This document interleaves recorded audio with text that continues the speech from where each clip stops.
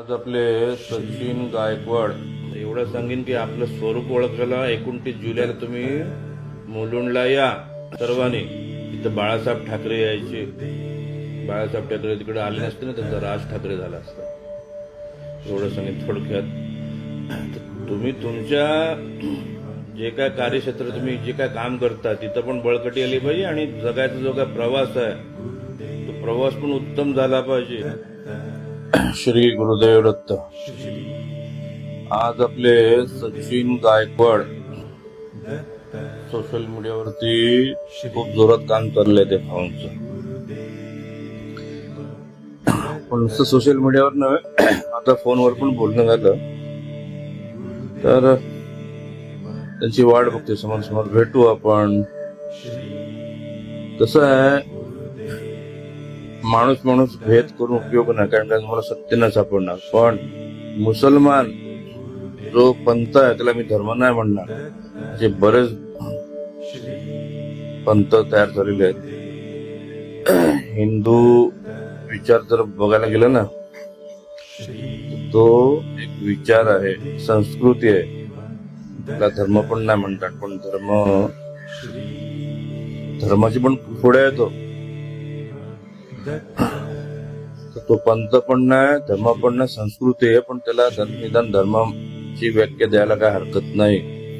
बाकी धर्म या जगात एकच आहे, माणुसकी हा धर्म आहे. आणि अशा स्थितीत मुसलमान जो कॅन्सर पसरत चाललेला आहे, सचिन गायकवाड साहेबांच्या फेसबुक वॉलवरती काल जरा डोकावलं.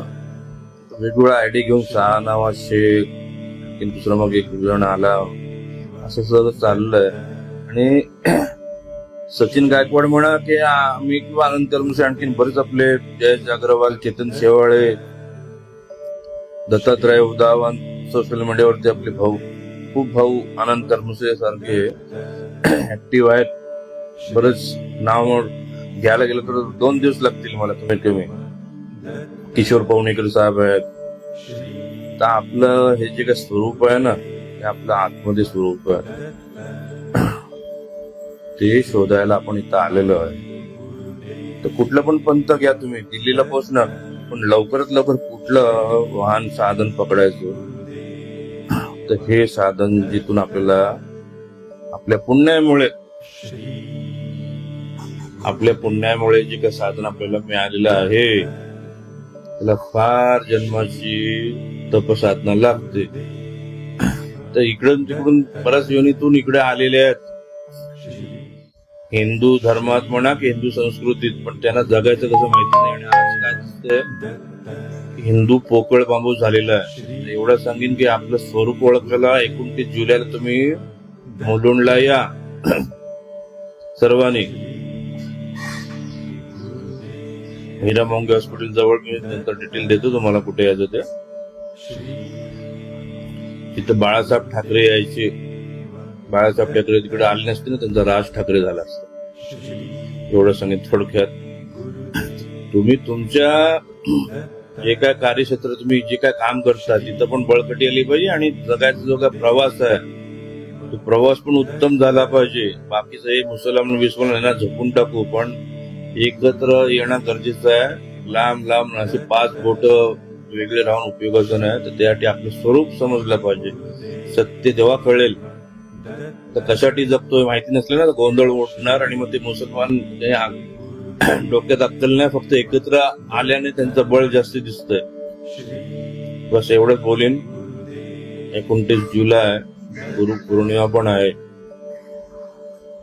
तर ही ताकद गगनगिरी महाराजांनी, पाचलेकर महाराजांनी दिलेली आहे ना, ती ताकद थोडी बहुत आम्हाला मिळालेली आहे. आणि बघू, बाकी समोर भेटून बोलू आपण. जास्ती बोलून उपयोग नाही. आपलं स्वरूप कळलं पाहिजे, तेव्हा तुमची प्रगती होते. ना तर मग शरीराचा आधार घेऊन भोगवाद करा, आणखीन काय करा. किड्यासारखंच तुम्ही येणार आणि किड्यासारखं जाणार, काय मजा.